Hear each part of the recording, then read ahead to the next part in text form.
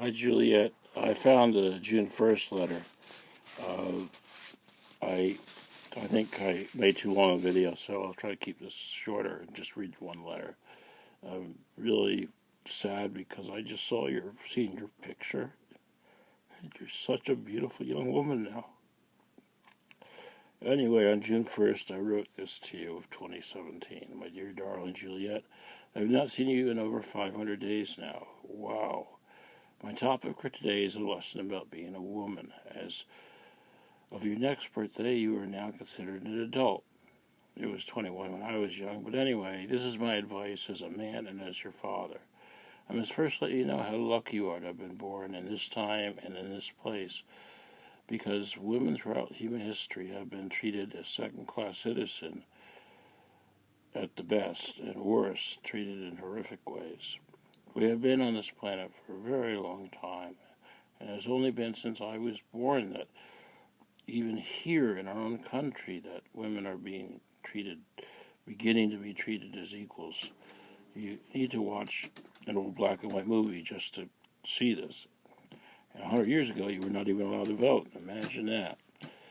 But it gets far worse back in history and far worse in other countries and other cultures with other religions.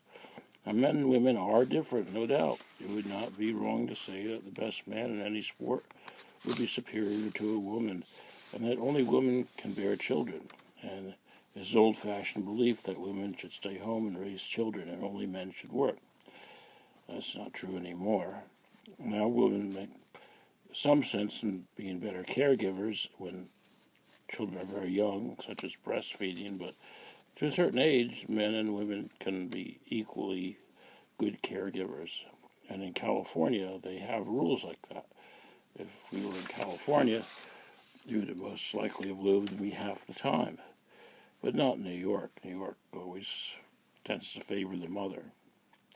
Having said that, you would not believe how far behind the rest of the world is, due mainly to their cultures and religion.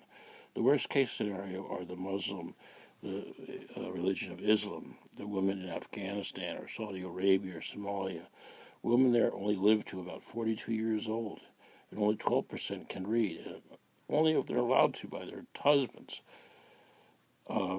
If they try to do it without it, they can have acid thrown in their faces, or they can be beaten with no penalty to the man. These women have to dress in cloth bags with only 2 holes for eyes in countries where it's often over 100 degrees. Husbands are allowed to beat their wives, and if a woman tries to leave, he has a right to kill her, and his children too. Now, I assume you are reading this at a much later date than I am writing this, and obviously that's true because now I've known your mother has not given you these letters. I would assume you are mature enough to know this kind of stuff. Anyone who leaves their Islam religion or any religion is called an apostate. But when you leave the Muslim religion, any other Muslim has a duty to kill you. It is so bad around the world that I shall not see in my lifetime. But if humankind ever survive, it will only be because when the total empowerment is given to women in every culture and every country, that humankind can possibly survive.